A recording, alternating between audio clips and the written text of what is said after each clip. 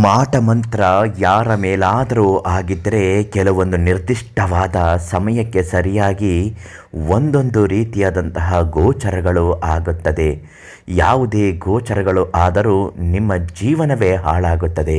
ವಿಪರೀತವಾಗಿ ದಿಟ್ಟಿಸಿ ಸಂಕಲ್ಪ ಸಹಿತ ಮಾಟ ಮಂತ್ರ ನಿಮ್ಮ ಮೇಲೆ ಆಗಿದ್ದರೆ ನಿಮಗೆ ಯಾವುದೇ ಕಾರಣಕ್ಕೂ ಏಳಿಗೆ ಆಗುವುದಿಲ್ಲ, ಬದುಕಲು ಸಾಧ್ಯವಿಲ್ಲ, ಒಂದು ದಿನ ಪ್ರಾಣವನ್ನೇ ಬಿಡುತ್ತೀರ. ಈ ಮಾಟ ಮಂತ್ರ ನಿಮ್ಮ ಮೇಲೆ ಆದಾಗ ಯಾವೆಲ್ಲ ಸೂಚನೆಗಳು ಸಿಗುತ್ತೆ, ಯಾರು ಮಾಡಿಸಿದವರಿಗೆ ಹಿಂತಿರುಗಿ ಹೊಡೆಯೋದು ಹೇಗೆ, ಪ್ರತಿಯೊಂದು ವಿಚಾರವನ್ನು ಇವತ್ತಿನ ವಿಡಿಯೋದಲ್ಲಿ ತಿಳಿಸ್ಕೊಡ್ತೀನಿ. ಸಿದ್ಧಿ ಮಂತ್ರಂ ಯೂಟ್ಯೂಬ್ ಚಾನಲ್ಗನ್ನು ನೀವು ಇನ್ನೂ ಸಬ್ಸ್ಕ್ರೈಬ್ ಮಾಡಿಲ್ಲ ಅಂದರೆ ಮೊದಲು ಸಬ್ಸ್ಕ್ರೈಬ್ ಮಾಡಿ.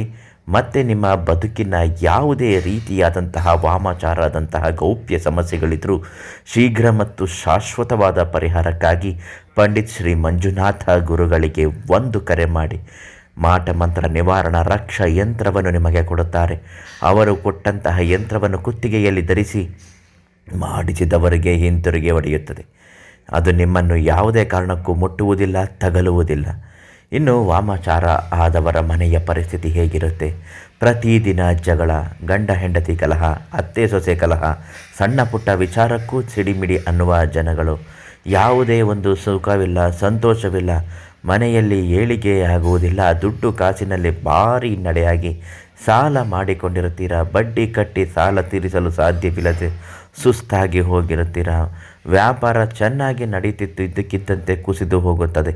ಇವೆಲ್ಲವೂ ದೃಷ್ಟಿದೋಷ. ವ್ಯಾಪಾರ ಮಾಡುವ ಜಾಗದಲ್ಲಿ ಯಾರಾದರೂ ಮಾಡಿಸಿದರೂ ಕೂಡ ಹೀಗೆ ಆಗಿಬಿಡುತ್ತದೆ. ಒಂದು ವೇಳೆ ಇಂತಹ ಒಂದು ಸಮಸ್ಯೆಗಳಾದಾಗ ವಿನಾಕಾರಣ ಜ್ವರ ಬರುವುದು, ಏಕಾಂತತನವನ್ನು ಬಯಸುವುದು, ಮತ್ತು ಜಗಳ ಕದನಗಳಲ್ಲಿ ಮಾತು ವಿಪರೀತವಾಗಿ ನಿಮಗೆ ಗೊತ್ತಿಲ್ಲದೆ ಮಾತುಗಳು ನಿಮ್ಮ ಬಾಯಿಂದ ಹೊರಡಿಸಿ ಮಾತನಾಡುವಂತೆ ಆಗುವುದು, ಇವೆಲ್ಲವೂ ಕೂಡ ವಾಮಾಚಾರದ ಸೂಚನೆಯ ಸಂಕೇತವಾಗಿರುತ್ತದೆ. ಇಂತಹದನ್ನೆಲ್ಲನೂ ನೀವು ಪರಿಹಾರ ಮಾಡಿಕೊಳ್ಬೇಕು. ಮಾಡಿಸಿದವನಿಗೆ ಮೊದಲು ಹಿಂತಿರುಗಿ ಹೊಡೆಯಬೇಕು ಅಂದರೆ 1 ಲೋಟ ನೀರಿಗೆ ಅರಿಶಿನ ಕುಂಕುಮವನ್ನು ಬೆರೆಸಿ ಚೆನ್ನಾಗಿ ಕಲಸಬೇಕು.